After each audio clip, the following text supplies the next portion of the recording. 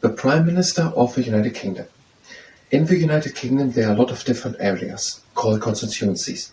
And in these constituencies, the people are, every 5 years in a general election, voting democratically.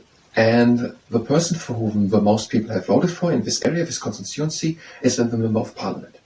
And they are coming then in the House of Commons in the Parliament.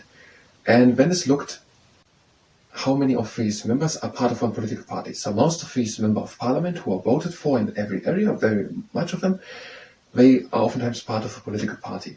And the political party which has then the most people of their party in the House of Commons, that party has won the election. And the leader of that election becomes the Prime Minister. The monarch invites the leader of the party in and then appoints him or her to be the next Prime Minister. And we're also meeting further on with the monarch and the Prime Minister, and every couple of times, every couple of weeks, for example, or once a week.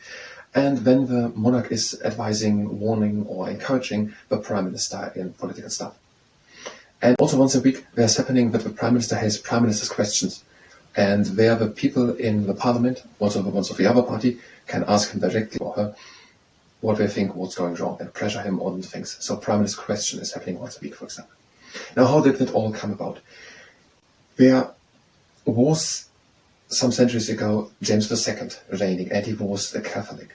And the people wanted a Protestant, and so they invited William of Orange in from the Netherlands, the ruler of the Netherlands, and he was married to Mary, a Catholic daughter of James II, the Protestantistic daughter of a Catholic king. And now the Glorious Revolution happened.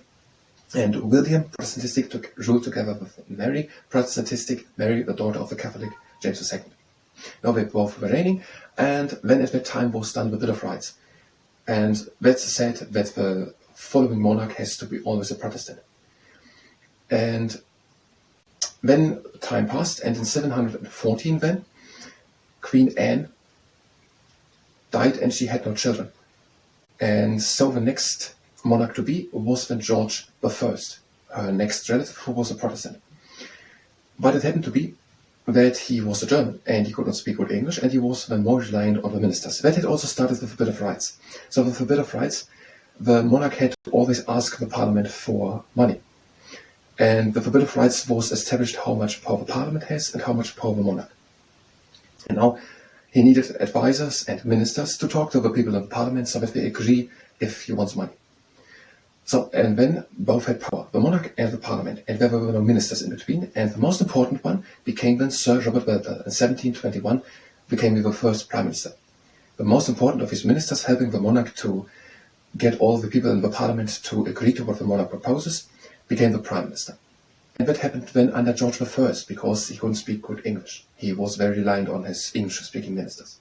And then there was the first Prime Minister. Sir Robert Walpole, 721 was the Prime Minister until 742.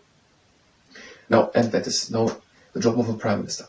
And the Prime Minister, the next thing what he, for example, the monarch can appoint the spiritual leader of the Church of England, the Constitutional Church of England, but usually it's done by the Prime Minister and a committee assigned by the Church.